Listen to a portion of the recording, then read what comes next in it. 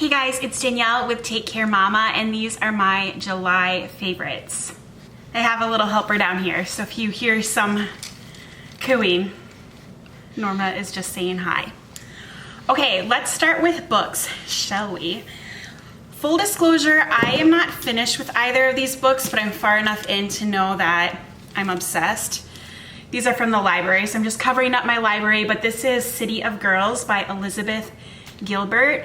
Most of you know Elizabeth Gilbert from Eat, Pray, Love. That's kind of what made her famous. She also wrote Big Magic, which is amazing. It's probably one of my favorite nonfiction books. And if you're a creative, I definitely recommend it. This is a fictional book. It takes place in the 1940s in New York City, so such a fun timepiece.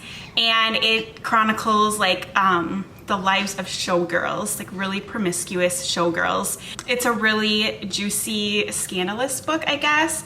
A really easy, fun read. And I've listened to a lot of podcast interviews with her, and she was on Oprah's Super Soul Sunday, I think that's what that's called.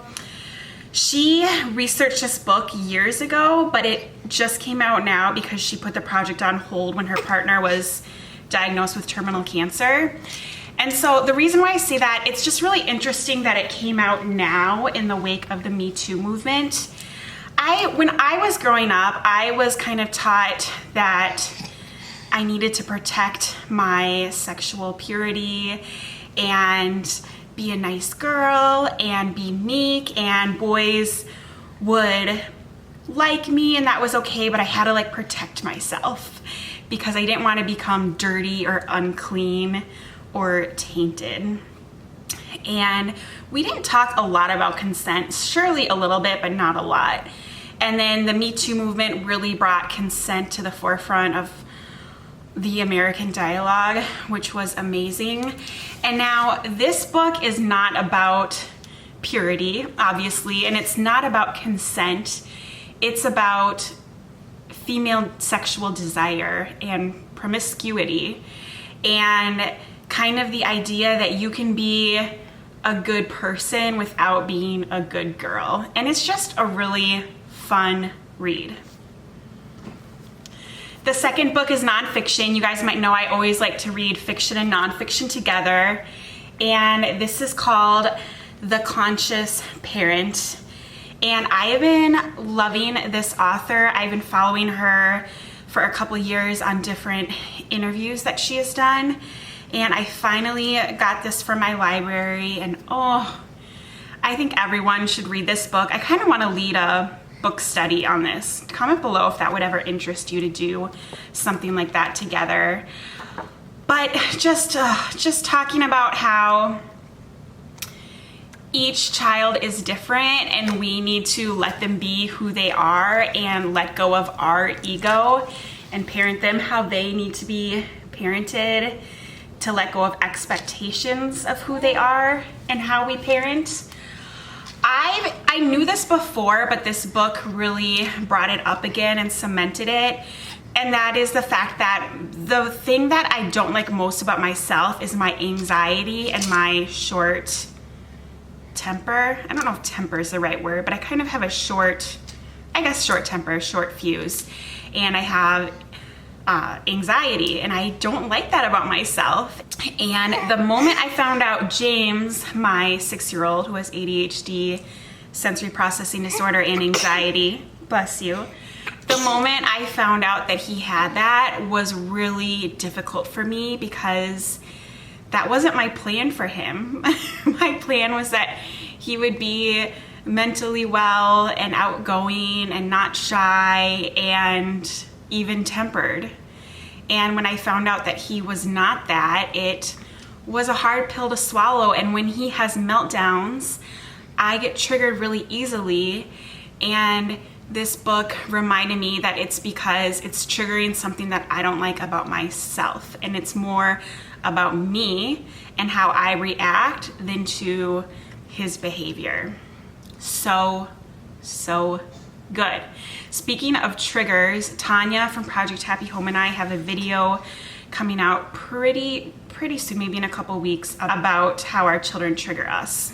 I got a Sodastream for my birthday. I'm drinking it right now. P.S. Everything will be linked below. Also, I have an Audible gift for you. If you like to listen to gift books, you can get a couple for free in a free trial. Anyways, I got a Sodastream actually it was for Mother's Day, not my birthday. And it is so good. I'm trying to ease up on Diet Coke. I have a Diet Coke addiction. And I love soda water, but I was just realizing like those cans are not cheap. They're more expensive than cola soda. So my husband got me one for Mother's Day and we freaking love it. I drink it all the time and I use some Young Living Vitality Essential Oils to flavor it. So I have some lemon soda water right now. Coincidentally, for my birthday, that's why I got it confused, Phil got me this hack, all these things to hack it. So he's gonna hack the Sodastream to make the bottles even more cheaper. Let me know if you'd like a video on how he does that. I'm really excited. We're just waiting for our current one to run out and then we're gonna hack it. This is a facial cleanser and exfoliator, one of these things by the company Duval. Now they sent this to me, but I didn't have to talk about it unless I liked it. I was a little leery. Sometimes I feel like things like this are gimmicky, but I was glad to accept it and I knew I didn't have to tell you if I didn't love it, and I really do love it. I can tell a huge difference on my face afterwards. I use my cold cream to cleanse and to moisturize with this. And it comes with, I think, 5 different heads. One is soft for cleansing, one's for exfoliating. There's a full body brush, a big one for your whole body. And there's a pumice stone, which is really good because I have a corn on my foot. So that's been helping, and I just feel kind of luxurious when I use it. These were also sent to me. They are so helpful. They're for hand washing dishes. We hand wash most of our pots and pans, and now with Norma there are things that we need to hand wash, and this just makes it really easy and so much less gross because sponges are gross, let's be honest. These you can clean in your dishwasher, so that's awesome. And as you can see, there are little scrubbers all over your hands, so it's just really easy to wash everything. And this is a great small business, a couple that started their own small business on Amazon, so definitely support them if you like these.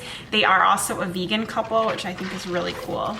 I'm kind of going all over the place right now. Podcasts, there is one that I don't think I've talked about on here. I know.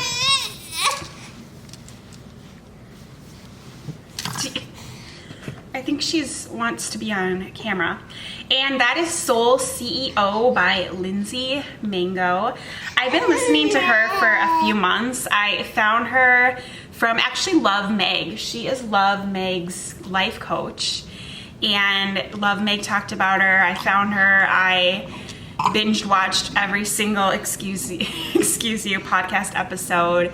So I'm all caught up now. She uploads on Wednesdays. They're about 20 minutes long, which is good and bad. Sometimes I wish they were a little longer because it's just so good.